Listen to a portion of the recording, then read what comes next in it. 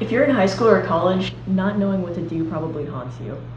But despite what your parents are probably telling you, I want to say that's completely fine, because no one knows what they're doing. But get this, 85% of the jobs that will exist in 10 years haven't even been invented yet. No, absolutely no one knows what they're doing.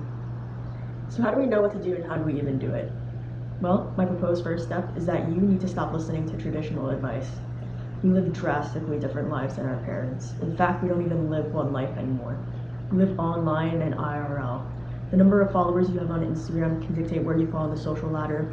Work experience is more important than college. We can't tell fake news from real news anymore, and it seems impossible to start a family thanks to overwhelming amounts of debt. This is a completely new way of navigating life, and it calls for drastically different advice.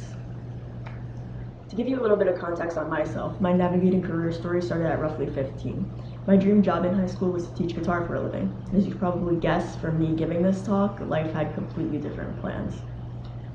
After investing about 10 years and thousands of dollars in hopes of pursuing a music education degree, something in me said I shouldn't be doing it anymore. All of that time, money, and energy seemingly straight down the drain. Now what? When I was 18, 19 years old, I started looking around for minimum wage jobs, because that's what one does when they don't know what to do for a living. But the thing was that I couldn't land a real job at a Best Buy or an H&M for the life of me, so I was forced to think outside the box. That said, I googled online work and I came across Upwork, the world's largest platform for independent professionals. I made $7.50 my first gig and thought nothing of it other than, this is a pretty cool fast way to make some money. But things started to get interesting with my second gig.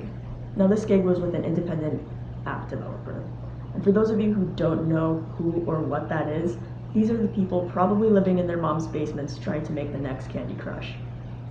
This client I was working with said he needed 300 questions and 300 answers for his House of Cards trivia app.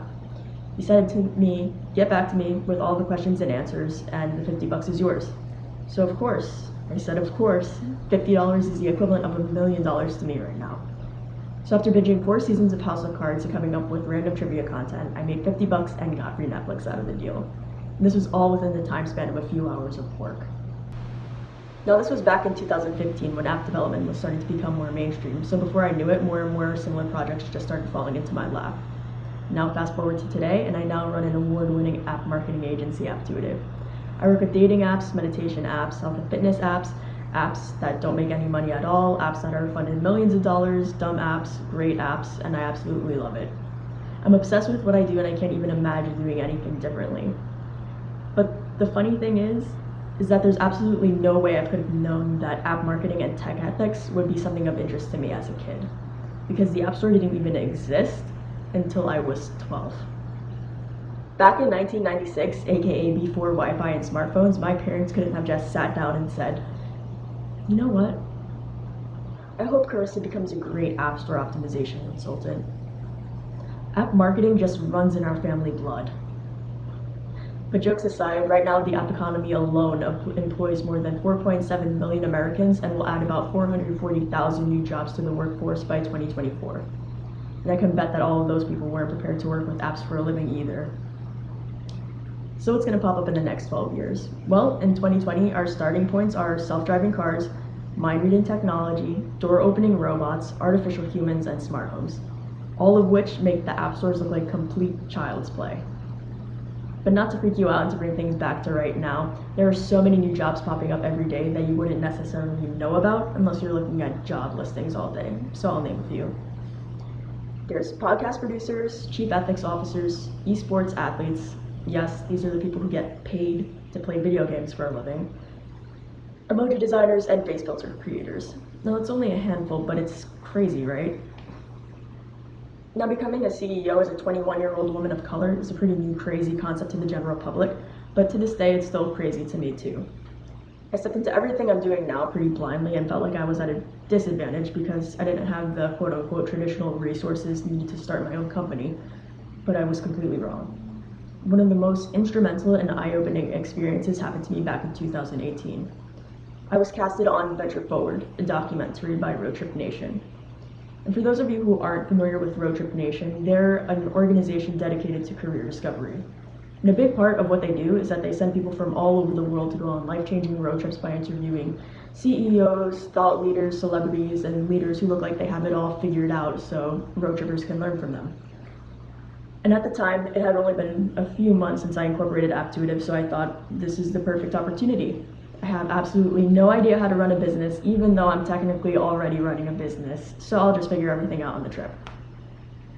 So myself and two other road trippers, Jordan and Alicia, set off and traveled across the country in an RV interviewing tech leaders to essentially figure out what we wanted to do in the space.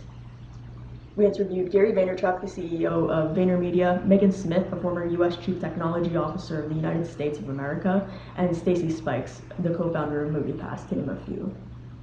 We had an unbelievable month of soul-searching, sightseeing, asking questions, and getting an inside look at tech, but all of those experiences came to a head at the end of the trip. I realized that all of the leaders gave incredible advice, but there was never really one straight answer to the main question we were all trying to ask. What do I do for a living?